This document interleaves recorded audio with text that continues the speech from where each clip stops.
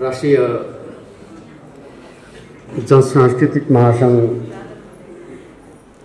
केन्द्रीय समितिद्वारा आयोजना गरिएको प्रशिक्षण कार्यक्रमका सभाध्यक्ष, जनसांस्कृतिक महासंघका उपाध्यक्षज्यू,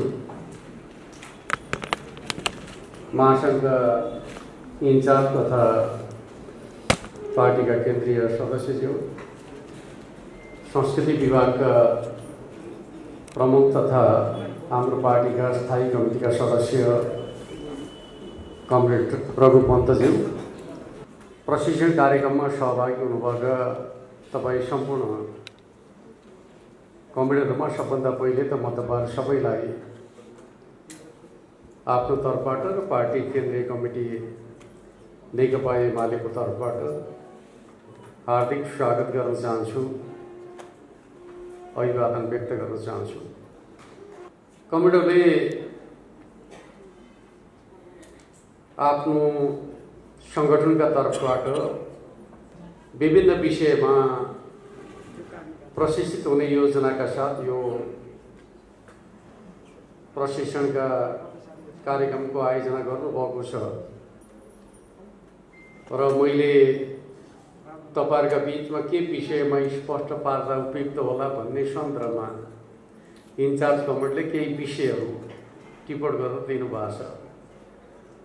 यो तपाईहरुका बीचमा उठिरहने प्रश्न होलान् भन्ने मलाई लाग्छ। तिनै प्रश्नहरूको उत्तरबाट चाहिँ प्रशिक्षण अगाडि बढोस् भन्ने खालको इन्चार्ज कमरेडको चाहना रहेको छ। म तिनै विषयवस्तुमा आधारित रहेर कमरेडका बीचमा आफ्ना भनाइहरू राख्ने अनुमति चाहन्छु।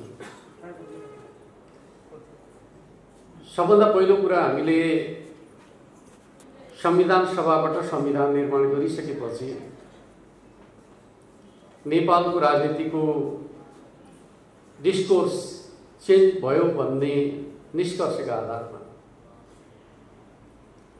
नयाँ यात्राको थालनी कसरी गर्ने भन्ने सन्दर्भका बारेमा छलफल गरेर एउटा निचोड निकाल्यौं।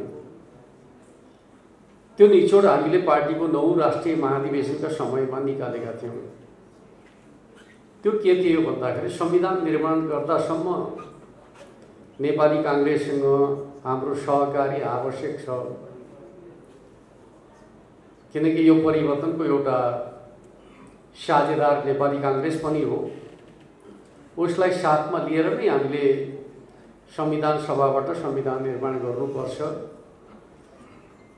संविधान सभाबाट संविधान निर्माण गरिसकेपछि त्यसपछि मुलुक आर्थिक सामाजिक विकास र रूपान्तरणको नयाँ चरणमा प्रवेश गर्छ। त्यति बेला नेपाली कांग्रेस नै हाम्रो मुख्य प्रतिस्पर्धी हुनेछ। त्यसपछि वैचारिक राजनीतिक हिसाबले हामी नेपाली कांग्रेससँग को मुख्य प्रतिस्पर्धा वा संघर्षमा प्रवेश गर्नेछौँ। त्यसपछि हाम्रो नेपाली कांग्रेससँगको सहकारीको चरण सकिन्छ र हामी आर्थिक सामाजिक प्रश्नमा कांग्रेससँग हामी सहकार्य गर्न सक्दैनौँ, किनकि हाम्रा बाटाहरू भिन्न छन्।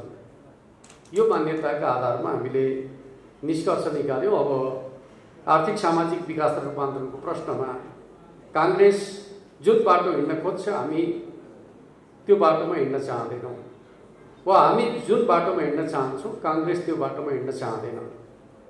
हाम्रा उद्देश्यहरू, लक्ष्यहरू, गन्तव्यहरू भिन्न छन्। त्यस अर्थमा अब कांग्रेससँगको हाम्रो सहकार्यको जुन यात्रा छ त्यो चाहिँ अब संविधान निर्माणसँगै अन्त्य हुन्छ। त्यसपछि मुलुक नयाँ चरणमा प्रवेश गर्छ भन्ने खालको निष्कर्ष निकाल्यौं। त्यसपछि त्यो नयाँ यात्राका लागि हामीले नेपालमा रहेका वामपन्थी दलहरूलाई एकताबद्ध गर्ने एउटा बलियो वामपन्थी शक्तिका रूपमा पार्टीलाई सुदृढ गर्ने योजनाका साथ एकता र एकीकरणको एउटा नयाँ अभियान पार्टीका तर्फबाट अगाडि सार्यौं। र त्यही मान्यताका आधारमा हामीले दुईवटा ठूला पार्टीहरूका बीचमा एउटै चुनावी घोषणा पत्रका आधारमा चुनावी तालमेल गर्यौं र जनताका बीचमा गयौं। जनताले हामीलाई अभूतपूर्व रूपमा साथ दिए र झण्डै 2/3 सिटमा हामीले सफलता हासिल पनि गर्यौं र वामपन्थी पार्टीको नेतृत्वमा अथवा नेकपा एमालेको नेतृत्वमा हामीले सरकार पनि गठन गर्यौं। त्यसपछि हामीले निर्वाचनका समयमा जनताका बीचमा गरेको वाचा कबुल अन्तर्गत हामीले दुईवटा पार्टीलाई मिलाएर एउटा पार्टी नेकपा गठन गर्यौं। नेकपा गठन गरिसकेपछि स्वाभाविक रूपमा नेपालको वामपन्थी आन्दोलनमा एउटा नयाँ उत्साह सञ्चार भयो र सरकारले धेरै महत्त्वपूर्ण कामको थालनी गर्यो। चाहे संविधान कार्यान्वयनका प्रश्नमा भन्नुहोस्, चाहे मुलुकको विकास र समृद्धिका प्रश्नमा भन्नुहोस्, चाहे स्वाधीनता स्वाभिमान र राष्ट्रिय हितका प्रश्नमा भन्नुहोस्, चाहे न्याय सामाजिक न्याय सहितको लोक कल्याणकारी राज्य व्यवस्थालाई सबल र सुदृढ बनाउने कुराका सन्दर्भमा भन्नुहोस्, या सामाजिक रूपान्तरणका प्रश्नमा मुलुकलाई अगाडि बढाउने कुराका सन्दर्भमा धेरै महत्त्वपूर्ण कामहरूको थालनी भयो। तर यसरी सफलतापूर्वक अगाडि बढिरहेका बेलामा हाम्रो पार्टी भित्र अन्तरसङ्घर्ष पैदा भयो र त्यो अन्तरसङ्घर्ष यति जटिल रह्यो कि वास्तवमा भन्दै हो भने सरकारका रूपमा चल्न, पार्टीका रूपमा चल्न नसक्ने परिस्थिति उत्पन्न भयो। त्यति बेलाको अन्तरसङ्घर्षका सन्दर्भमा तपाईँ हामी सबै जानकार छौँ भन्ने मलाई लाग्छ। मैले धेरै कुराको विवेचना गर्नुपर्छ भन्ने मलाई लाग्दैन। तर हाम्रो पार्टीको जीवनलाई अत्यन्त असहज बनाउने 4-5 वटा मुद्दाहरू नेकपा कालमा अत्यन्त तीव्र रूपमा, तीखो रूपमा प्रकट भए। पहिलो कुरा के थियो भन्दाखेरि अन्तरसङ्घर्ष कतिसम्म तीव्र बन्यो भन्दाखेरि जसले एकताको नेतृत्व गरेको हो त्यो अध्यक्षमाथि एकताका पक्षमा नरहेको आरोप लाग्यो र भनियो कमरेड केपी ओली नेकपाको एकताका पक्षमा हुनुहुन्न, उहाँ त्यसलाई कुनै न कुनै हिसाबमा विभाजित गर्न चाहनुहुन्छ भन्ने प्रकारको आरोप लगाइयो। निश्चित रूपमा पार्टी पङ्क्ति जो नेपालमा बलियो वामपन्थी शक्ति निर्माणको पक्षमा थियो, एकता र एकीकरणको पक्षमा थियो, त्यसले स्वाभाविक रूपमा पार्टीभित्र एक प्रकारको मनोवैज्ञानिक विभाजन ल्याइदियो र समयक्रममा नेकपा विघटित भयो र आज 3 वटा पार्टीहरू नेकपाबाट निर्माण भएका छन्। र मैले तपाईँहरूलाई भन्न चाहेको पक्ष के हो त भन्दा यी 3 वटा पार्टीको अनुहार हेर्दाखेरि वास्तवमा नेकपाको एकता र एकीकरणका पक्षमा को रहेछ को रहेनछ भन्ने कुरा त्यसले उजागर गर्छ भन्ने मलाई लाग्छ। हिजो विवाद गर्दाखेरि कमरेड केपी ओली नेकपाको एकताका पक्षमा हुनुहुन्न भन्ने खालको आरोप लाग्यो। तर आज हेर्नुभयो भने पुष्पकमल दाहाल प्रचण्डले नेतृत्व गरेको नेकपा माओवादी केन्द्रको अनुहार हेर्नुभयो भने त्यहाँ नेकपा देखिन्छ, देखिँदैन। त्यहाँ पूर्व माओवादी मात्रै देखिन्छ, नेकपाको अनुहार माओवादी केन्द्रमा देखिँदैन। माधव नेपालले अर्को एउटा नयाँ पार्टी निर्माण गर्नुभयो जुन पार्टीको नाम नेकपा एकीकृत समाजवादी राखियो। त्यो नेकपा एकीकृत समाजवादी पार्टीको अनुहार हेर्नुभयो भने त्यो पार्टीको अनुहार चाहिँ नेकपा जस्तो देखिन्छ, देखिँदैन। त्यहाँ पूर्व एमालेहरू मात्रै देखिन्छ, नेकपा देखिँदैन। कमरेड केपी ओलीले नेतृत्व गरेको नेकपा एमाले मात्रै यस्तो पार्टी छ जहाँ नेकपाको अनुहार देख्न पाउनुहुन्छ, जहाँ पूर्व एमालेहरू पनि छन्, जहाँ पूर्व माओवादीहरू पनि छन्। नेकपाको निरन्तरताका रूपमा कुनै पार्टी छ भने त्यो नेकपा एमाले मात्रै हो भन्ने कुरा तथ्यले नै उजागर गरिसकेपछि हिजो कसले के आरोप लगायो भन्ने कुराको कुनै अर्थ छ र? त्यस अर्थमा हिजो जसले जे आरोप लगाए त्यो यथार्थतामा आन्दोलनको रक्षाका लागि थिएन, स्वार्थका लागि थिए भन्ने कुरा आज उनीहरूका व्यवहारले पुष्टि गरेको छ भन्ने मलाई लाग्छ। नेकपा कालमा अर्को एउटा विषयमा पनि तीव्र बहस चल्यो। कमरेड केपी ओलीमाथि सङ्गीन आरोप लगाइयो कमरेड केपी ओलीले अध्यादेशका माध्यमबाट शासन चलाउन खोज्दै हुनुहुन्छ। अध्यादेशका माध्यमबाट शासन चलाउन पाइँदैन, अथवा अर्को अर्थमा भन्दै हो भने अध्यादेश पार्टी विभाजनकै लागि ल्याइयो। त्यसको अन्तरै पनि त्यही थियो। र म तपाईँलाई के कुरा भन्न चाहन्छु भन्दाखेरि यो विषय यति जटिल बन्यो कि थाई कमिटीका बहुमत सदस्यहरूले हस्ताक्षर गरिकन चाहिँ अध्यादेशको विरुद्धमा चाहिँ आफूलाई उभ्याउनु भयो। एक प्रकारले भन्यो भने नेकपाभित्र चाहिँ एउटा असहज स्थिति, नेतृत्वका विरुद्ध बहुमत स्थायी कमिटीका सदस्यहरू खडा हुनुभयो। मान्न सकिन्छ उहाँहरूले त्यसलाई गलत ठान्नुभयो, त्यस अर्थमा खडा हुनुभयो। र कमरेड केपी ओलीले बहुमत सदस्यहरूले समेत अस्वीकार गरेपछि अध्यादेश फिर्ता लिने निर्णय गर्नुभयो। तर आज जसले हिजो अध्यादेशको विरोध गर्नुभयो, फिर्ता लिनका लागि बाध्य बनाउनु भयो, उहाँहरूले गर्नु के भयो त? नेकपा एमालेलाई विभाजन गर्नका लागि अध्यादेशै जारी गर्न लगाउनु भयो। कमरेड केपी ओलीले त 40% रका ठाउँमा वा मात्रै राखेको थियो। परम्परागत संसदीय प्रणालीभित्र चाहिँ दल विभाजनको अधिकार दलका सदस्यलाई हुन्छ भन्ने संसदीय मान्यतालाई मात्रै आत्मसात गर्न खोजेका थियो। त्यसको सङ्गीन विरोध गर्नेहरू समयक्रममा 20% सदस्यले दल विभाजन गर्ने अधिकार त्यो पनि वाका ठाउँमा रका ठाउँमा वा राखेर नेकपा एमालेलाई विभाजन गर्ने कुराको नेतृत्व गर्न पुग्नुभयो, जसले हिजो अध्यादेशको विरोध गर्नुभयो। आफैले त्यति अनुचित प्रकारको अध्यादेश ल्याएर नेकपा एमालेलाई विभाजित गर्ने काम गर्नुभयो। अध्यादेश ल्याउन पाइन्छ, फेरि हाम्रो मान्यता यो होइन कि सरकारले अध्यादेश ल्याउन पाउँदैन भन्ने खालको मान्यता होइन। लोकतन्त्रमा आवश्यकताका आधारमा सरकारलाई त्यो विशेष अधिकार हुन्छ भन्ने मान्यता हिजो पनि थियो, आज पनि हाम्रो छ। तर अध्यादेश जारी गरिसकेपछि त्यो अध्यादेशलाई संसदीय प्रक्रियामा प्रवेश गराउनु पर्थ्यो। तर नेकपा एमाले दल विभाजन गरिसकेपछि अध्यादेश फिर्ता लिने काम गर्यो।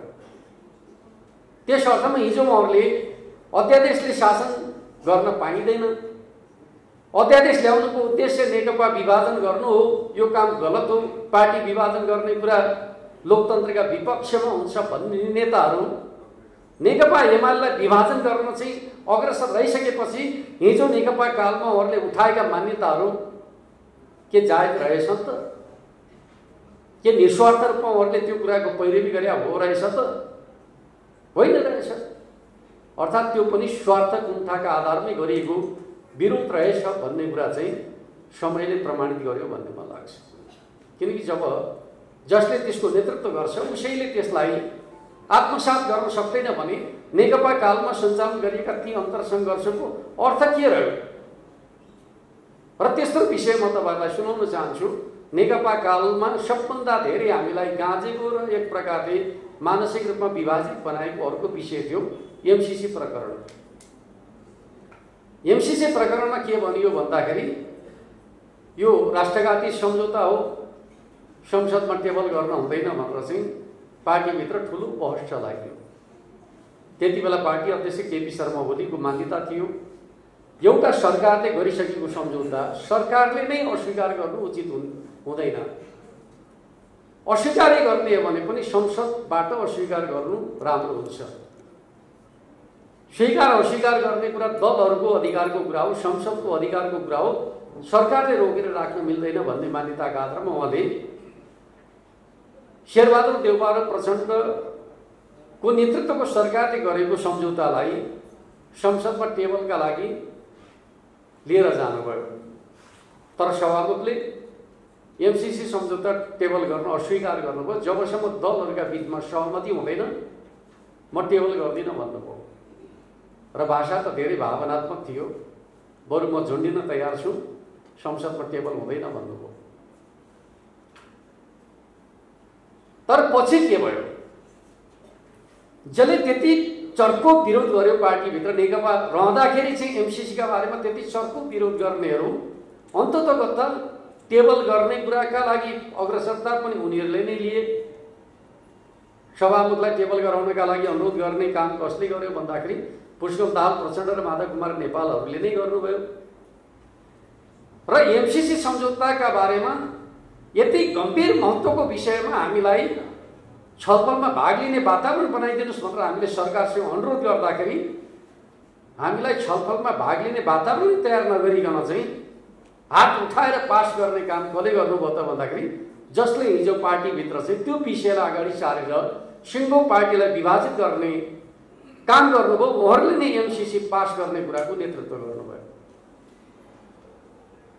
त्यस अर्थमा नेकपाभित्रका अन्तरसङ्घर्षहरू के का लागिरहेछन् भन्ने कुरा त्यसले उजागर गरेछ भन्ने मलाई लाग्छ।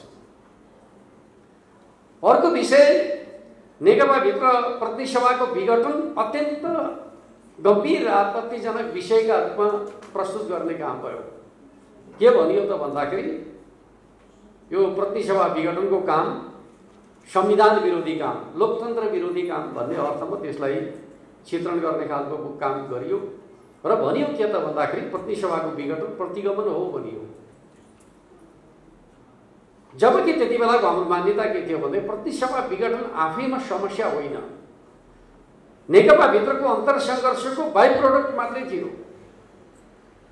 जब पार्टी पार्टीका रूपमा चल्न सक्ने स्थिति रहेन, सरकार सरकारका रूपमा चल्न सक्ने स्थिति रहेन, जनताले दिएको जनादेशका आधारमा संसदीय दल र सरकार चल्न सक्ने स्थिति भएन। जनादेश खण्डित भइसकेपछि नयाँ जनादेशका लागि चाहिँ जनतामा जानुपर्छ भन्ने मान्यता हाम्रो पार्टीको मान्यता थियो। तर माधव नेपाल, पुष्पकमल दाहाल प्रचण्डले त्यो मान्यतालाई स्वीकार गर्नु भएन। हिजो चुनाव लड्दाखेरि नेपाली काङ्ग्रेसका विरुद्ध चुनाव लड्नु भएको थियो उहाँहरू समेत। जसका विरुद्ध चुनाव लडेको उसैलाई प्रधानमन्त्री बनाउनका लागि उहाँहरू अग्रसर हुनुभयो। एक प्रकारले भन्छ जनताको जनादेशलाई खण्डित गर्ने काम भयो। जनतासँग जाँदाखेरि एउटा कुरा गर्ने, जनताबाट म्यान्डेट प्राप्त गरिसकेपछि अर्को काम गर्ने कुरा लोकतन्त्रका हिसाबले उचित हुन्छ हुँदैन? हुँदैन थियो। तर त्यही काम गरियो। तर म तपाईँलाई भन्न चाहन्छु, पछि तिनै नेताहरू संसदका बारेमा कस्तो दृष्टिकोण राख्नुभयो। म एउटा सन्दर्भ तपाईँलाई सुनाउन चाहन्छु। जब वैशाखमा स्थानीय तहको चुनावको चर्चा चल्यो, पुष्पकमल दाहाल प्रचण्डले भन्नुभयो पहिले प्रतिनिधि सभाको चुनाव गरौँ, वैशाखमा प्रतिनिधि सभाको चुनाव गरौँ, स्थानीय चुनाव चाहिँ प्रतिनिधि सभाको चुनाव पछाडि गरौँला। प्रचण्डले राखेको प्रस्ताव हो। यदि प्रचण्डले राखेको प्रस्ताव कांग्रेस र एमाले मानेको भए के हुन्थ्यो? समय नपुगिकन प्रतिनिधि सभा भङ्ग हुन्थ्यो। त्यस अर्थमा पुष्पकमल दाहाल प्रचण्डले भन्दाखेरि चाहिँ त्यो लोकतान्त्रिक हुने, त्यही काम केपी ओलीले गर्दाखेरि प्रतिगामी हुन्छ। त्यही प्रतिनिधि सभालाई समय अगावै अन्त्य गरौँ भन्ने प्रचण्डको प्रस्ताव चाहिँ लोकतान्त्रिक प्रस्ताव। आखिर उहाँले त्यो प्रस्ताव त राखेकै हो नि त, होइन र? उहाँले प्रस्ताव राख्दाखेरि त्यो प्रस्ताव लोकतान्त्रिक हुने, त्यही प्रस्ताव राखेर चाहिँ नयाँ चुनावमा जानुपर्छ भन्ने केपी ओलीको प्रस्ताव चाहिँ प्रतिगामी हुने हुन्छ। लोकतन्त्रमा दोहोरो कुरा हुन्छ एउटै विषयमा, हुँदैन। अब माधव नेपालकै कुरा सुनौँ। तपाईँहरूले कति हेक्टा राख्नुभयो थाहा छैन। संसदमा अवरोध गरिरहने भने संसद भङ्ग गर्दै हुन्छ भन्नुभयो। माधव नेपालकै कुरा म गर्दैछु। पार्टीमा विग्रह गर्दाखेरि चाहिँ नयाँ बाटो खोज्न पाउने कि नपाउने? उहाँको पार्टीलाई मान्यता दिन सकिँदैन, यो अनुचित बाटोबाट बनेको पार्टी हो भनेर नेकपा एमाले भन्दाखेरि उहाँले विघटनको प्रस्ताव राख्न मिल्ने? माधव नेपालले 2/3 सरकार चल्न नदिने हिसाबले पार्टीभित्र विग्रह पैदा गर्दाखेरि म कार्यकर्ता जनतामा जान्छु भनेर एउटा प्रधानमन्त्रीले भन्न मिल्ने कि नमिल्ने? भन्दाखेरि मिल्छ। लोकतन्त्रमा जनतामा जाने कुरा चाहिँ लोकतान्त्रिक कुरा हो। जुन समस्याको समाधान राजनीतिक तहबाट निकास निक्लदैन, हल गर्न सकिँदैन, त्यो समस्यालाई जनतामा लिएर जाने कुरा चाहिँ प्रचलित विश्वव्यापी लोकतान्त्रिक मान्यता हो भन्ने कुरालाई हामीले बुझ्नु जरुरी छ। त्यस अर्थमा अहिले पनि तपाईँ हाम्रा बिचमा चाहिँ यो चाहिँ प्रतिनिधि सभा विघटनसँग जोडिएर चाहिँ जे बहस चलाउने गरिएको छ, यो लोकतान्त्रिक यो अलोकतान्त्रिक भन्ने कुराको सन्दर्भमा जे बहस चलाउने गरिएको छ, म तपाईँलाई के भन्न चाहन्छु त भन्दाखेरि प्रतिनिधि सभा विघटनका सन्दर्भको विश्वव्यापी अभ्यास र अनुभवका हिसाबले भन्दै हो भने जनादेश खण्डित भएपछि जनतामा जाने कुरा चाहिँ दुनियाँमा लोकतान्त्रिकै हुन्छ, त्यो प्रतिगामी हुँदैन। त्यस अर्थमा हामीले यो विषयका बहसका सन्दर्भका बारेमा धेरै अलमलमा पर्नुपर्ने आवश्यकता छ भन्ने मन लाग्दैन। यद्यपि नेपालको राजनीतिमा यो विषयलाई धेरै जटिल विषयका रूपमा प्रस्तुत गर्ने खालको काम भइरहेका छ र आज पनि नेकपा एमालेमाथि प्रहारको विषयका रूपमा प्रतिनिधि सभा विघटनलाई नै बनाउने गरिएको छ। तर म तपाईँलाई के भन्न चाहन्छु त भने नेपालको राजनीतिमा प्रतिनिधि सभा विघटन चाहिँ एमाले मात्रै गरे होइन, कांग्रेसले पनि पटक पटक प्रतिनिधि सभा विघटन गरेको छ। तर म तपाईँलाई के कुरा सुनाउन चाहन्छु भन्दाखेरि एमाले विघटन गर्दाखेरि अदालत त्यसको विपक्षमा उभिएको छ, कांग्रेसले विघटन गर्दाखेरि अदालत त्यसका पक्षमा उभिएको छ। त्यसकारण मान्छेहरूका बिचमा एमालेको विघटनलाई चाहिँ असंवैधानिक मान्ने खालको दृष्टिकोण बनेको छ। तर अदालत कस्तो छ भन्ने कुरा चाहिँ अदालतका काम र क्रियाकलापका सन्दर्भमा उठिरहेका सार्वजनिक टिप्पणीहरूले आफै प्रकट गरेका छन्। अदालत जस्तो छैन। अदालत संविधानवाद र कानुनको सिद्धान्तका आधारमा होइन, स्वार्थमा आधारित भएर चलेको छ भन्ने कुरा अदालतभित्रकै बहसले उजागर गरिराखेका छ। न्यायाधीशहरू आफै विवादमा हुनुहुन्छ, एक अर्कामाथि आरोप लगाइराख्नु भएको छ। अदालत न्याय निरूपण गर्ने ठाउँ होइन, सौदाबाजी गर्ने ठाउँका रूपमा रूपान्तरित भयो, राजनीतिक लेनदेनको विषयवस्तु बन्यो भनेर चाहिँ सर्वोच्च अदालतको नेतृत्वले आफ्नो नेतृत्वमाथि आरोप लगाइराखेका छ भनेपछि सर्वोच्च अदालतका फैसलाहरू साँच्चै न्यायिक दृष्टिकोणले मात्रै हुन्छन् भन्ने खालको मान्छेको बुझाइ जे बन्न खोजिएको छ त्यो चाहिँ सत्य होइन रह्यो भन्ने कुरा चाहिँ अदालतका पछिल्ला गतिविधिहरूले नै आफै उजागर गरेका छन् भन्ने मलाई लाग्छ। त्यस अर्थमा यो विषयमा पनि तपाईँ हामी सबै स्पष्ट छौँ भन्ने मलाई लाग्छ। वास्तवमा सर्वोच्च अदालतले गरेका फैसलाहरू एक प्रकारले भन्नुहुन्छ भने सीमा मिचेर गरेका कुराहरूका सन्दर्भका बारेमा हामी सबै स्पष्ट हुनुपर्छ भन्ने मलाई लाग्छ।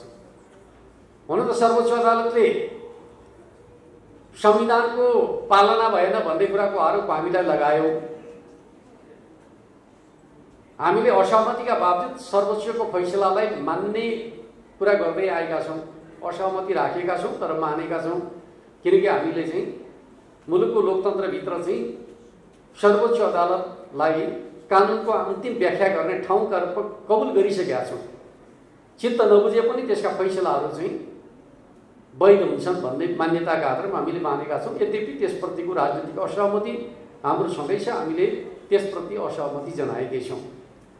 तर आज के भइरहेको छ भन्दाखेरि राजनीतिका मुद्दाहरूलाई अदालतमा प्रवेश गराउने प्रवृत्ति बढेको छ। राजनीतिज्ञहरूको जिम्माको कुरा हो। राजनीतिका मुद्दाहरूको फैसला गर्ने अधिकार अदालतलाई दिने कुरा लोकतान्त्रिक कुरा हुनै सक्दैन। एकातिर राजनीति अदालतमा प्रवेश गरेका छ, अदालत राजनीतिमा प्रवेश गरेका छ। हामीले खोजेको लोकतन्त्र यस्तो होइन। राजनीतिका मुद्दाहरू राजनीतिक दलहरूले नै हल गर्ने सामर्थ्य राख्नुपर्छ र अदालत संविधानवादमै उभिन सक्नुपर्छ। अदालतले राजनीतिक फैसला गर्ने होइन। राजनीतिको फैसला गर्ने जिम्मेवारी भनेको राजनीतिक दलहरूकै हो भन्ने कुरालाई सर्वोच्च अदालतले मनन गर्नु जरुरी छ भन्ने कुरा म तपाईहरुका बीचमा राख्न चाहन्छु। तर आजभोलि के भइरहेको छ, राजनीतिको जोड घटाउको आधारमा कुनै फैसला फटाफट हुन्छन्, कुनै फैसला हुँदैन। यो अदालतले राजनीतिक आँखाबाट विषयलाई हेर्न थालेको कुराको संकेत होइन भनेर हामीले कसरी भन्ने? खास गरी नेकपा एकीकृत समाजवादीका कतिपय सांसदहरूका सन्दर्भमा हामीले गरेको कारबाहीका विषयमा सभामुखले जुन प्रकारको दोहोरो मापदण्ड अवलम्बन गरे त्यो चाहिँ सर्वथा अनुचित हो भनेर हामीले अदालतमा मुद्दा हालेका छौँ। तपाईहरु सबैलाई थाहा छ त्यो मुद्दा आजसम्म फैसला भएको छैन। यति गम्भीर विषयमा जसले राष्ट्रको लोकतान्त्रिक अभ्यासलाई गम्भीर असर पारेको छ त्यो विषयमा सर्वोच्च अदालत प्रवेश गर्न आवश्यक ठाने छैन। तर कतिपय यस्ता विषयहरू छन् सत्ता पक्षलाई आवश्यक लाग्यो भने उसले फटाफट फैसला गरे हामी देख्न पाउँछौँ। यो के राम्रो संकेत हो? के यो लोकतान्त्रिक तरिका हो? अवश्य होइन। त्यस अर्थमा हामीले बुझ्ने कुरा के हो त भन्दाखेरि सर्वोच्च अदालतको फैसला पछाडि यो मुलुकको लोकतन्त्र कमजोर भएको छ र सर्वोच्च अदालतको फैसलाले संविधानले किटान गरिदिएको प्रधानमन्त्री नियुक्ति गर्ने अधिकार भनेको प्रधान राष्ट्रपतिको अधिकार हो भनेर संविधानले लेखेको छ। तर त्यो अधिकार सर्वोच्च अदालत आफैले प्रयोग गर्यो। यसो गर्न मिल्छ? संविधानले किटान गरी राष्ट्रपतिलाई दिएको अधिकारको प्रयोग सर्वोच्च अदालतको फैसलाका माध्यमबाट प्रयोग गर्न मिल्छ? तर नेपालको सर्वोच्च अदालतले संविधानले किटान गरिदिएको अधिकारलाई आफैले प्रयोग गर्यो। र म तपाईलाई भन्न चाहन्छु हाम्रो संविधानले दुईवटा संस्थालाई संविधानका बारेमा विशेष अधिकार प्रदान गरेका छ। सर्वोच्च अदालतलाई संविधानको व्याख्या गर्ने अधिकार, राष्ट्रपतिलाई संविधानको संरक्षण गर्ने अधिकार। व्याख्या गर्ने र संरक्षण गर्ने अधिकार मध्ये कुन अधिकार महत्त्वपूर्ण भन्ने कुराको बहस म गर्न गइराखेका छैन। तर यो मुलुकमा जब संविधानको कार्यान्वयनका सन्दर्भमा गम्भीर समस्या उत्पन्न हुने गर्छ त्यसको रक्षा गर्ने जिम्मेवारी राष्ट्रपतिको जिम्मेवारी हो भन्ने कुरालाई हामीले बुझ्नुपर्छ भन्ने मलाई लाग्छ। खास गरी पहिलो फैसला स्वाभाविक रूपमा प्रधानमन्त्रीको आफ्नो चाहनाको परिणाम थियो। उहाँले जनतामा जाने चाहना अन्तर्गत पहिलो पटक प्रतिसभा विघटन गर्नुभयो पुष 5 मा।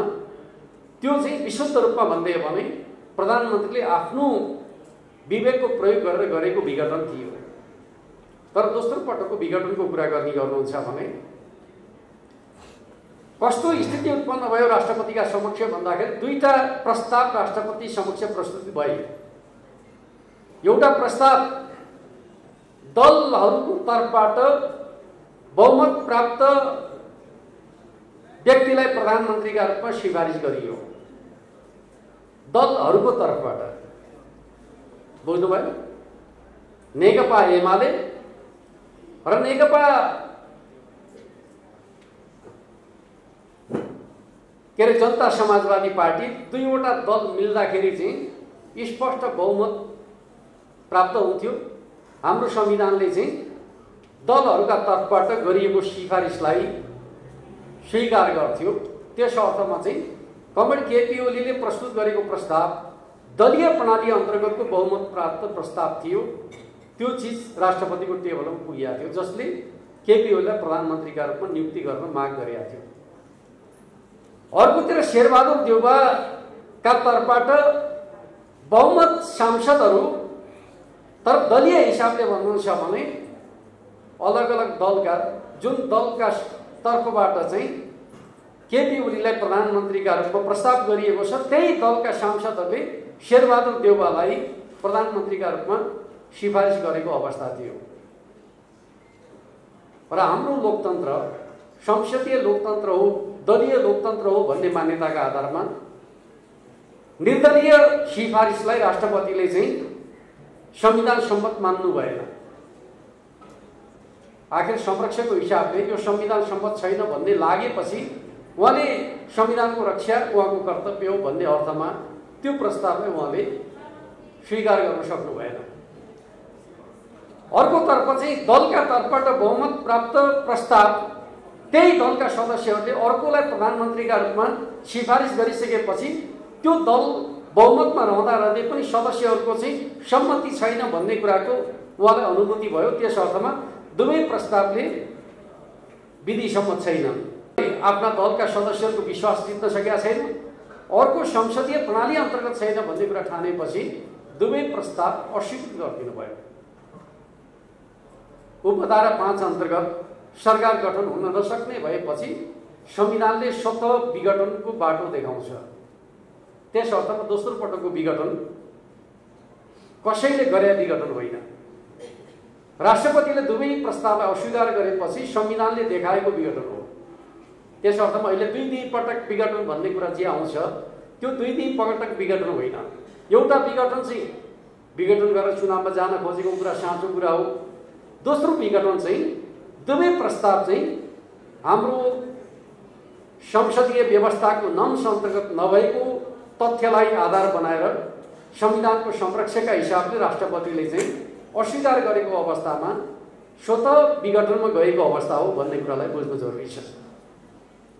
तर त्यस्तो अवस्थामा पनि सर्वोच्चले के गर्यो भन्ने कुरा तपाईँ हामी सबैले बुझिया छौँ।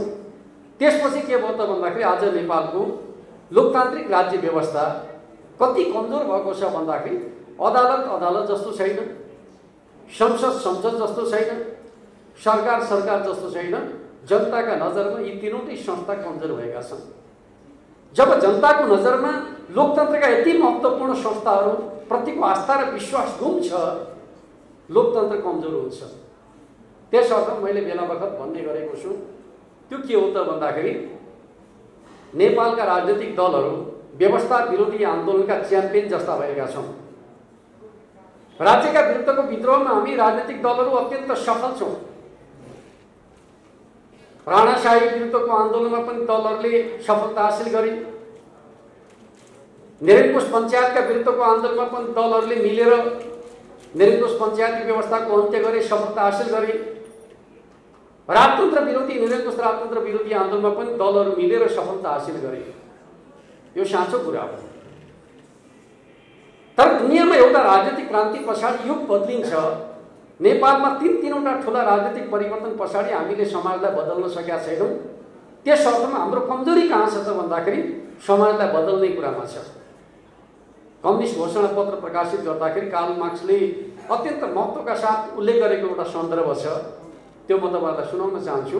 उहाँले भन्नुभएको थियो, लेख्नुभएको थियो, आजसम्मका दार्शनिकहरूले समाजको व्याख्या त गरे, तर मुख्य प्रश्न समाजलाई बदल्ने हो। राजनीतिक क्रान्तिको ध्येय र उद्देश्य समाजलाई बदल्ने हो। त्यस अर्थमा हामीले समाजलाई बदल्न सक्दैनौँ भने फेरि राजनीतिक परिवर्तनहरू प्रतिक्रान्तिमा बदलिँदा रहेछन्।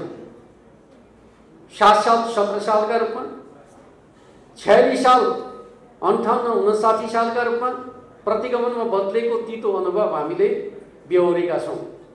त्यस अर्थमा 62-63 को युगान्तकारी परिवर्तन फेरि दुर्घटनामा पर्ने हो कि यो चिन्ता गर्ने पार्टी भनेको नेकपा एमाले मात्रै हो।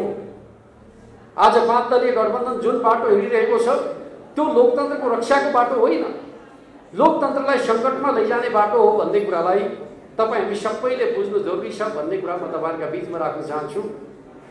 र म तपाईँहरूका बिचमा के भन्न चाहन्छु त भन्दाखेरि दुनियाँमा राजनीतिक दलहरू मिलेर व्यवस्था बदल्न सफल भएका छन्। राजनीतिक परिवर्तनमा दलहरूको एकता सार्थक भएको छ। हामीले हाम्रो नेपालको राजनीतिमा पनि दलहरूको एकताका आधारमै परिवर्तनहरू सम्भव गरेका छौँ। त्यो जायज छ, उचित छ। त्यसर्थ विगतमा हामीले वाम प्रजातान्त्रिक एकताका माध्यमबाट मुलुकमा निरङ्कुश व्यवस्थाको अन्त्यका लागि गरेका प्रयासहरू सही थिएनन् भन्ने कोणबाट विवेचना गर्नुहुन्छ भने त्यो ऐतिहासिक आवश्यकता थियो, त्यो जायज थियो भन्ने कुरालाई नै हामीले बुझ्नुपर्छ। जब राजनीतिको डिस्कोर्स चेन्ज हुन्छ, विकास र समृद्धिको प्रश्न प्रधान हुन्छ, त्यति बेला दलहरूका बीचको एकता होइन, आर्थिक सामाजिक विकासको स्पष्ट बाटोको आवश्यकता पर्दछ। तपाईले दुनियाँमा जति पनि समृद्धि हासिल गरेका मुलुकहरूको इतिहास पढ्नुहोस्, त्यहाँ दलहरू मिलेर समृद्धि हासिल गरे भन्ने कहीँ पढ्न पाउनुहुन्न। हरेक ठाउँको समृद्धिका पछाडि तपाईले एउटा निष्कर्ष पाउनुहुन्छ, त्यो भनेको भिजनरी लिडरसिप, दूरदर्शिता भएको नेता, स्ट्रङ पोलिटिकल पार्टी, त्यो नेतालाई सहयोग गर्ने बलियो सङ्गठन, पोलिटिकल स्टेबिलिटी, राजनीतिक स्थायित्व, यी तीनवटा आधारले मुलुकले समृद्धि हासिल गर्छ भनेर लेखेको पढ्न पाउनुहुन्छ। तर हामी कहाँ समृद्धिका कुरा गर्ने, तर गठबन्धनको राजनीति गर्ने, जुन गठबन्धनको कुनै न उद्देश्य छ, न लक्ष्य छ, न अयोग्य छ, नालायक छ भन्ने कुरा यो दोस्रो तथ्यले उजागर गर्छ भन्ने मलाई लाग्छ। तेस्रो कुरा म तपाईलाई बताउन चाहन्छु, हामीले सरकार छोड्दाखेरि यो मुलुकमा मूल्य वृद्धि दर, जसलाई मुद्रास्फीति दर पनि भन्दै गरिन्छ, त्यो 3.6% थियो औसतमा, र त्यो मूल्य वृद्धि दर अहिले बढेर 8.56% पुगेको छ। दोब्बर भन्दा बढी मूल्य वृद्धि भएको छ। जनताको जीवन कष्टप्रद बनिएको छ। गठबन्धन सरकारले जनतालाई के दियो भनेर भन्दाखेरि महँगी र भ्रष्टाचार उपहार दियो भन्ने खालको यो भन्दा अर्को तथ्य के हुन सक्छ? 3.6% मा रहेको मूल्य वृद्धिलाई 8.56% मा वृद्धि गर्ने खालको काम, उसका काम र क्रियाकलापले भएको छ भन्नुको अर्थ यो 5 दलीय गठबन्धन शासन सञ्चालन गर्ने मामिलामा कति कमजोर छ भन्ने कुरा यसले उजागर गरेको छ भन्ने कुरा म तपाईहरुका बीचमा राख्न चाहन्छु। र अर्को विषय, कुनै पनि राष्ट्रको समृद्धिको आधार भनेको के हुन्छ भने पुँजीगत खर्च गर्ने क्षमता कस्तो छ भन्ने कुराबाट त्यो राष्ट्रको भविष्य कस्तो हुने भन्ने कुरा निरूपण हुने गर्छ। म तपाईलाई बताउन चाहन्छु, नेपालमा पुँजीगत खर्च गर्ने मामिलामा सबभन्दा पीडाजनक क्षण भनेको कोभिड-19 को लकडाउनको समय रह्यो, जहाँ हाम्रा विकास निर्माणका कामहरू ठप्प प्राय भए। र म तपाईलाई एउटा अत्यन्त पीडाजनक तथ्य सुनाउन चाहन्छु। यो 5 दलीय गठबन्धनको सरकारले कोभिडको लकडाउनको समयमा भन्दा कम पुँजीगत खर्च गरेको छ। जति बेला हामीले चाहिँ आफैलाई बन्द राख्यौं कोभिडको समय, सबै विकास निर्माणका कामहरूलाई रोक्यौं, त्यो समयको भन्दा पनि कम पुँजीगत खर्च गर्ने सरकारका रूपमा यो 5 दलीय गठबन्धन सरकार देखिएको छ भन्नुको अर्थ यो जस्तो नालायकहरू के हुन सक्छ? यसले हाम्रो कमजोरीलाई उजागर गर्छ, सरकार कस्तो छ भन्ने कुराको तथ्यलाई उजागर गर्छ भन्ने कुरा म तपाईहरुका बीचमा राख्न चाहन्छु। अर्को पक्ष, यो सरकार आर्थिक सुशासनका प्रश्नमा कस्तो छ? यो कोणबाट हेर्नुभयो भने बजेट निर्माणको इतिहासमा व्यापारीका एजेन्टहरू, बिचौलियाहरू र विदेशी नागरिकहरूलाई राखेर चाहिँ करका दरहरू हेरफेर गर्ने सम्मको काम भयो भन्ने कुराको आरोप अहिलेसम्म कसैलाई लागेको थिएन। नाङ्गो रूपमा त्यस प्रकारको काम भयो र कतिसम्म भयो भन्दाखेरि एउटा रोचक रमाइलो तथ्य म तपाईलाई सुनाउन चाहन्छु। अर्थमन्त्रीले बजेट भाषण गर्ने क्रममा के कुरा चर्चामा ल्याउनु भयो भन्दाखेरि बजेट भाषणको एउटा रोचक प्रसङ्ग म तपाईलाई सुनाउन चाहन्छु। महिलाहरूले प्रयोग गर्ने सेनिटरी प्याडमा लाग्दै आएको भन्सार महसुलमा 90% छुट दिएको छु भन्नुभयो। हामी सबैले कति राम्रो काम भनेर चाहिँ समर्थन गर्यौं, तर त्यसको यथार्थ त अर्कै रहेछ। के रहेछ भन्दाखेरि नेपालमा सेनिटरी प्याड उत्पादन गर्ने उद्योगले प्रयोग गर्ने कच्चा पदार्थको कर बढाइएको रहेछ र आयातका लागि मात्रै छुट दिया रहेछ। तयारी माल छुट दिने, आफ्नो मुलुकमै उत्पादन गर्ने उद्योगलाई धराशायी बनाउने खालको नीति अवलम्बन गरिया रहेछ। यस्तो अनुचित र गैर जिम्मेवार काम किन भयो होला भनेर खोज्दै जाँदाखेरि के कुरा पत्ता लाग्यो त भन्दाखेरि त्यो सेनिटरी प्याड आयात गर्ने कम्पनी त शेरबहादुर देउवाका पुत्रको पो रहेछ त भन्दाखेरि यति निर्लज्ज काम गर्ने यो सरकार नेपालका उद्योगहरूलाई धराशायी बनाएर चाहिँ आफ्नो स्वार्थको पोषण गर्ने यस प्रकारको निर्लज्ज सरकारले मुलुकको शासनको नेतृत्व गर्ने अवस्था मुलुकमा रहनु भनेको चाहिँ विडम्बनापूर्ण होइन। र अर्को कुरा म तपाईलाई सुनाउन चाहन्छु, नेपाल एक प्रकारले भने नवनिर्माणको युगमा प्रवेश गर्नु जरुरी छ। निर्माणका लागि चाहिँ आइरन उद्योगहरूको अत्यन्त महत्त्वपूर्ण भूमिका रहन्छ। नेपालमा झन्डै 2 दर्जन आइरन उद्योगहरू छन्।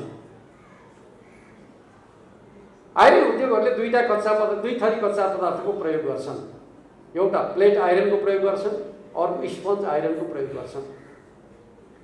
स्पन्ज आइरनलाई नेपाली भाषामा पत्तुर आइरन पनि भन्ने गरिन्छ, जो चाहिँ कमसल सामान उत्पादन गर्नका लागि आयात गर्ने अनुमति दिइन्छ। आज सरकारले नेपालमा पत्तुर आइरनका माध्यमबाट स्पन्ज आइरनबाट आइरन प्रोडक्टहरू गर्ने जम्मा 3वटा उद्योगहरू छन्।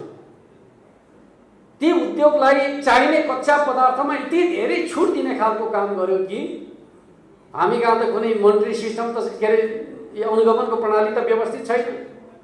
त्यस्तो अवस्थामा चाहिँ ती स्पन्ज आइरनका माध्यमबाट निर्माण सामग्रीहरू तयार भयो भने ती निर्माण सामग्रीहरू कमसल हुन्छन् र त्यसले भोलिको हाम्रा निर्माणहरू पनि जोखिमपूर्ण हुनेछन्। प्लेट आइरनका उद्योगहरू जो झन्डै 2 दर्जन उद्योगहरू छन्, तिनीहरूलाई धराशयी बनाएर स्पन्ज आइरनका उद्योगहरूलाई प्रवर्धन गर्ने सरकारको नीति भविष्यलाई धराशयी पार्ने नीति हो भन्ने कुरालाई बुझ्ने हो भने यो सरकार जनता र राष्ट्रका विरुद्धमा कति गैर जिम्मेवार छ आफ्नो स्वार्थका लागि भन्ने कुरा यसले बताउँछ भन्ने कुरा म तपाईहरुका बीचमा राख्न चाहन्छु। र बजेटका सन्दर्भका बारेमा हाम्रा थुप्रै पूर्व अर्थमन्त्रीले के भन्दै गर्नुहुन्छ त भन्दाखेरि निश्चित घरालिहरूको अनुहार आउँछ रे बजेट पढ्दै गर्दा भन्दै गर्नुहुन्छ। वास्तवमा यो सरकार राष्ट्रको स्वाधीन अर्थतन्त्र निर्माणको बाधक सरकारका रूपमा, एक प्रकारले माफिया तन्त्रलाई प्रवर्धन गर्ने सरकारका रूपमा, दलाल नोकरशाहीलाई पुँजीवादलाई प्रवर्धन गर्ने सरकारका रूपमा, व्यापारिक पुँजीवादलाई प्रवर्धन गर्ने सरकारका रूपमा अगाडि आयो।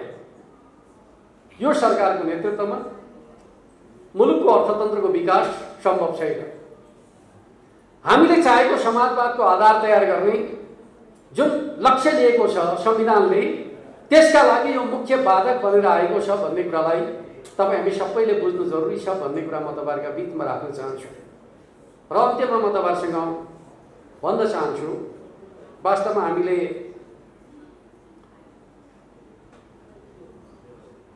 गएको स्थानीय चुनाव हुन त अघि हाम्रो भानुभक्त कमरेडले स्थानीय चुनावमै आधारित रहेर धेरै कुराहरू तपाईहरुका बीचमा राख्नु भएको छ भन्ने मलाई लाग्छ। म धेरै विवेचना गर्न चाहन्न, तर मैले तपाईहरुका बीचमा राख्न चाहेको पक्ष के हो त भन्दाखेरि स्थानीय चुनावका समयमा हाम्रा लागि 2वटा चुनौतीहरू थिए, प्रतिकूलताहरू थिए। एउटा के थियो, माधव नेपाल, झलनाथ खनाल, वामदेव गौतम जस्ता ठूला ठूला नेताहरू जसले पार्टी निर्माणमा अत्यन्त महत्त्वपूर्ण भूमिका निर्वाह गर्नुभयो, उहाँहरूले पार्टी छोड्नु भएको छ, एमाले कमजोर भएको छ। हामीले प्रतिवाद गर्यौं, भन्यौं, उहाँहरूले छोडे पनि एमाले कमजोर भएको छैन भन्यौं, तर आम मान्छेले विश्वास गर्ने स्थिति थिएन। किन यत्रा नेताले पार्टी छोडिसकेपछि एमाले पुरानो अवस्थामा छैन भन्ने खालकै मानिसहरूको धारणा थियो। त्यो धारणाका बीचमा हामी चुनावमा गएका थियौं। यो अत्यन्त हाम्रा लागि प्रतिकूल कुरा नै थियो। र दोस्रो कुरा के थियो, एमाले एक्लै छ, 5 दलीय गठबन्धन मिलेर चुनाव लड्दैछन्, त्यस अर्थमा 5 दलसँग एमाले के मुकाबला गर्न सक्दैन भन्ने प्रकारको मानसिकता मतदाताहरूका बीचमा प्रबल थियो। त्यो अवस्थामा हामीले चाहिँ चुनावमा जाने साहस गर्यौं, आँट गर्यौं। र म तपाईहरुलाई के भन्न चाहन्छु त भन्दाखेरि यो चुनाव पछाडि हामीले आफ्नो सामर्थ्य प्रकट गरेका छौं भन्ने मलाई लाग्छ। हो, परिणाम हामीले सोचे जस्तो आएन, तर म तपाईहरुलाई के कुरा बताउन चाहन्छु भन्दाखेरि जुन चुनावलाई हामीले चाहिँ सफलतापूर्वक सम्पन्न गरेको चुनाव ठान्छौं, त्यो चुनावमा हामीले प्राप्त गरेको सिट संख्या कति हो भन्दाखेरि 294 हो। 74 सालको चुनावमा हामीले 294 स्थानमा सफलता हासिल गरेका थियौं, जति बेला पार्टीहरू एक्लै चुनाव लडेका थिए। अहिले 5 दलसँग मुकाबला गरिकन हामीले 206 स्थानमा विजय हासिल गरेका छौं। त्यस अर्थमा यो सफलता सामान्य सफलता होइन। एक्लै गर्दाखेरि 294, 5 दलसँग मुकाबला गर्दाखेरि 206 जितेका छौं भन्नुको अर्थ 206 को जित अत्यन्त मूल्यवान छ भन्ने कुरालाई तपाईँ हामी सबैले गहिरो गरी मनन गर्नु जरुरी छ भन्ने मलाई लाग्छ। कतिपयले भन्छन् एमाले हार्यो हार्यो भन्छन्, जित्या बेला हामीले 294 जित्या हो, 5 दलसँग मुकाबिला गरेर हामीले 206 जित्या हो। त्यस अर्थमा हामीले 5 दलसँग मुकाबिला गरिकन 206 त फिर्ता गरिसक्यौँ। गर्न नसकेका कति मात्रै हो भन्दाखेरि जम्मा 88 स्थान मात्रै हामीले 74 सालको तुलनामा फिर्ता गर्न नसकेको।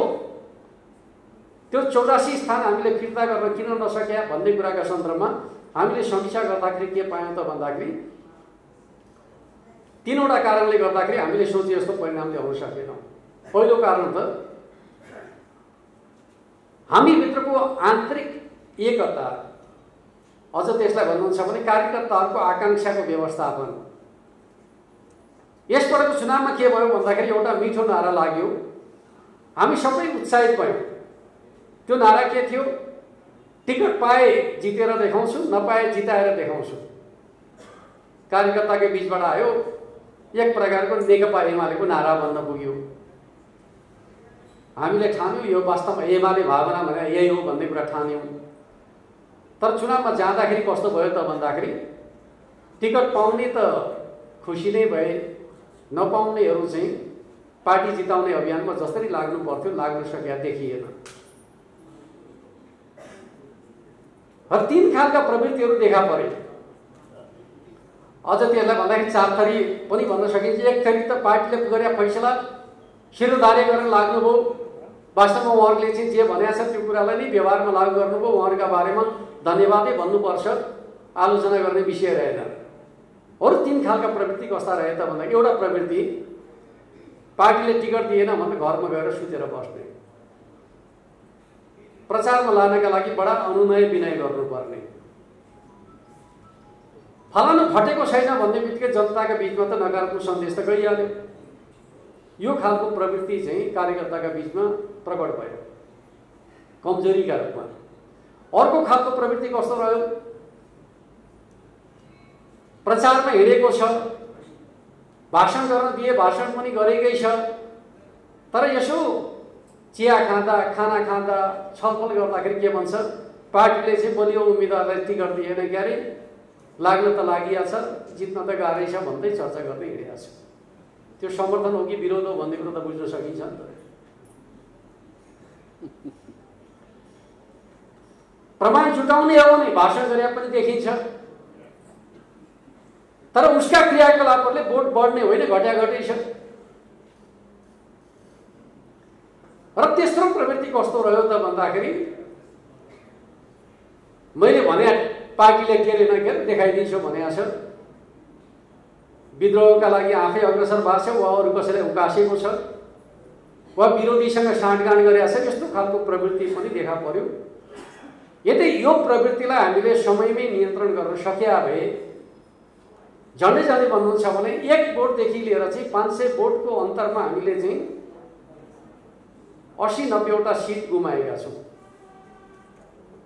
यदि त पार्टीको आन्तरिक एकता र समझदारीबाट प्राप्त गर्न सकिने थियो, त्यो चिज हामीले वास्तवमा भन्दै पनि कार्यकर्ताको आकांक्षाको व्यवस्थापन सही ढङ्गले गर्न नसक्दाखेरि गुमाएका छौँ भन्ने मलाई लाग्छ। अर्कोतिर यसपटक हाम्रो चाहिँ कार्यकर्ता पङ्क्तिको मनोविज्ञान र मनोबल कस्तो रह्यो त भन्दाखेरि हाम्रो प्रतिरोधी क्षमतामा अत्यन्त ठुलो ह्रास आएको देखियो। पहिले विरोधीहरू अनुचित प्रकारका कामहरू गर्न खोज्दाखेरि, जनतालाई आतंकित गर्न खोज्दाखेरि, प्रलोभन दिन खोज्दाखेरि, पैसा बाँड्न खोज्दाखेरि, गुण्डागर्दी गर्न खोज्दाखेरि कार्यकर्ताले अत्यन्त जुझारु ढङ्गले प्रतिवाद गर्ने गर्थे। कमरेड, हामीले चाहिँ पैसा बाँड्न आएकालाई घेरेर राखेका छौँ, मुठभेड हुने खतरा छ, सुरक्षा निकायलाई भनिदिनु पर्यो भन्ने कुरा आउँथे पहिले। तर यसबाट कस्ता समाचार आउन थाले? कमरेड गाउँ पस्या छन्, म त घरमै छु, प्रहरी पठाइदिनु पर्यो भन्ने प्रकारका। मैदानमा एमाले होइन, मैदानमा विरोधीहरू। एमाले त घरमा सुतेर पार्टी कार्यालयलाई खबर गर्ने एमाले भने हामी। कस्तो प्रकारको मानसिकता भयो त भन्दाखेरि यो हाम्रो पार्टी पङ्क्ति जसले परिवर्तनका लागि लाठी खान तयार भयो, जेल बस्न तयार भयो, भूमिगत हुन तयार भयो, जीवन दाउलाई लगाएर हिँड्यो, त्यो एमाले पङ्क्ति चुनावलाई उसले चाहिँ उम्मेदवारको विषयका रूपमा बुझ्न थाल्यो। वास्तवमा तपाईहरुलाई म के भन्न चाहन्छु त भन्दाखेरि हाम्रो नेपालको राजनीतिमा भन्दै भने चुनाव भनेको वर्ग संघर्षको केन्द्रीय थलो बनेको छ। राजनीतिक संघर्षको केन्द्रीय थलो भनेको चुनाव हो।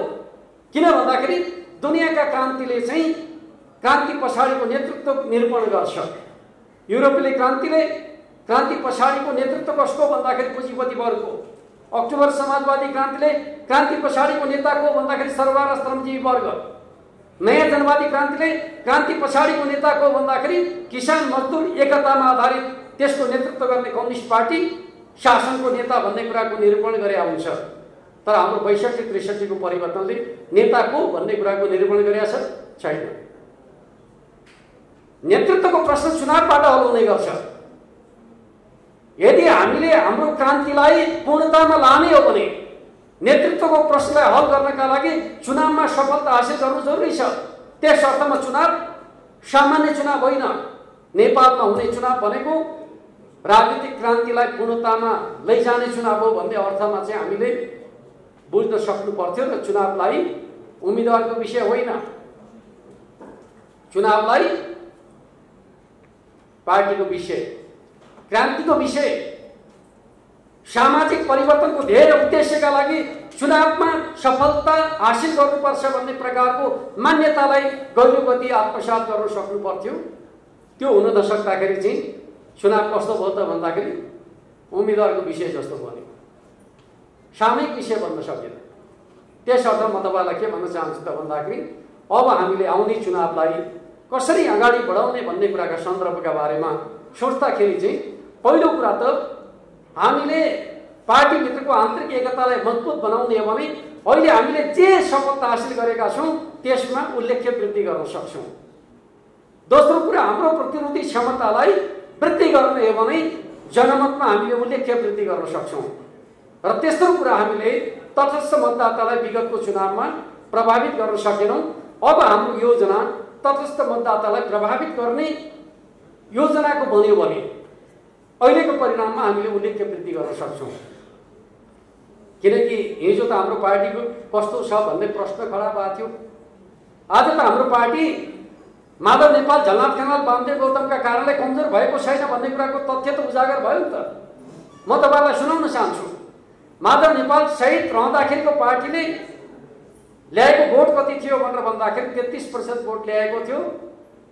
आज माधव नेपाल, झलनाथ खनाल, वामदेव गौतम नरहँदाको पार्टीले 34% भोट ल्याएको तथ्यलाई आत्मसात गर्ने हो भने विभाजनको असरलाई हामीले मेकअप गरेछौं। आखिर स्थानीय चुनावले त त्यो कुरा बतायो। जति क्षति माधव नेपालहरूले पुर्याउनु भयो त्यति क्षति हामीले अन्य पार्टीबाट पूर्ति गर्ने कुरामा सफलता हासिल गरेछौं भन्ने कुरा स्थानीय चुनावले देखायो। त्यस अर्थमा नेकपा एमाले कमजोर भएको छैन।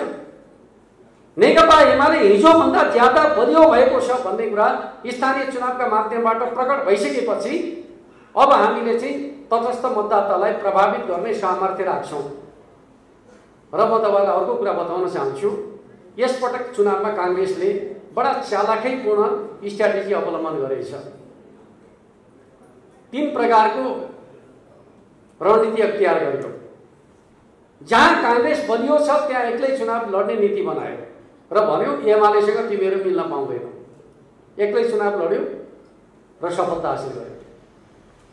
जहाँ एमाले र कांग्रेसका बीचमा हाराहारीको प्रतिस्पर्धा छ त्यहाँ उसले एकजना साझेदार खोज्यो, एउटा पार्टीलाई साझेदार बनायो, चुनाव लड्यो र विजय हासिल गर्यो। जहाँ एमाले साह्रै बलियो छ त्यहाँ उसले 5 दलीय गठबन्धन बनायो र मुकाबिला गर्यो। र जहाँ 5 दलीय गठबन्धन पनि कमजोर हुन्छ त्यहाँ उसले बाहिरको उम्मेदवारलाई समर्थन गरेर भए पनि एमालेलाई हराउने नीति अवलम्बन गर्यो। जस्तो कि झापाको दमकमा उसले राप्रपालाई मेयरको उम्मेदवार बनाएर एमालेका विरुद्ध चुनाव लड्यो। त्यसो गर्दाखेरिको हाम्रो सामर्थ्य के छ भन्ने कुरालाई पनि हामीले बुझ्नु जरुरी छ भन्ने कुरा म तपाईहरुका बीचमा राख्न चाहन्छु। जहाँ एक्लै चुनाव लड्यौं कांग्रेस र हामी, त्यहाँ हाम्रो भोट 26% मात्रै छ। जहाँ कांग्रेसले आंशिक गठबन्धन बनाएर हामीसँग चुनाव लड्यो त्यहाँ हाम्रो भोट 31% छ। जहाँ कांग्रेसले पूर्ण गठबन्धन बनाएर हामीसँग चुनाव लड्यो त्यहाँ हाम्रो भोट 41% छ। बुझ्नुभयो नि। त्यस अर्थमा हाम्रो तागत भनेको के हो त भन्दाखेरि जति मिलेर आउँछन् त्यति मुकाबिला गर्ने तागत नेकपा एमालेसँग छ भन्ने कुरा हामीले स्थानीय चुनावमा प्रमाणित गरेका छौँ।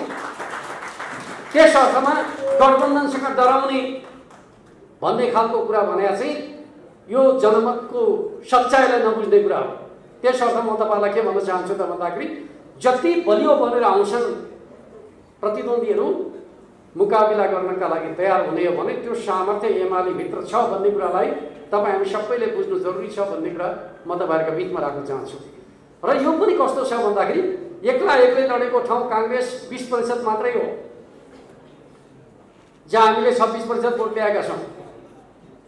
आंशिक गठबन्धन बनाएको ठाउँ भनेको 40% हो, जहाँ हामीले 31% भोट ल्याएका छौँ। पूर्ण गठबन्धन बनाएको ठाउँ 40% हो, जहाँ हामीले एक्लै 41% भोट ल्याएका छौँ। त्यस अर्थमा 40% स्थानमा त हामी नेपाली काङ्ग्रेसभन्दा धेरै माथि छौँ।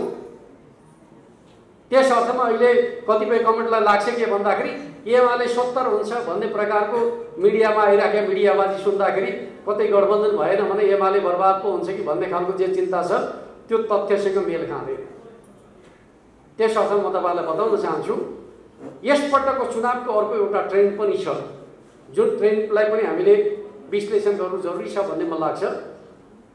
जनताको झुकाव आम रूपमा संस्थापनका विरुद्धमा देखा पर्यो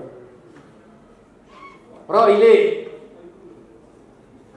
आउने चुनाव हामी सत्ताका विरुद्ध लड्दैछौँ।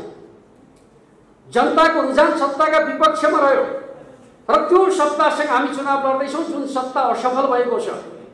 त्यस अर्थमा म तपाईँलाई भन्न चाहन्छु सत्ताको विरोध र भण्डाफोर जति तीव्र बनाउँछौँ नेकपा एमालेको भोटमा त्यति वृद्धि गर्न सकिन्छ भन्ने मलाई लाग्छ।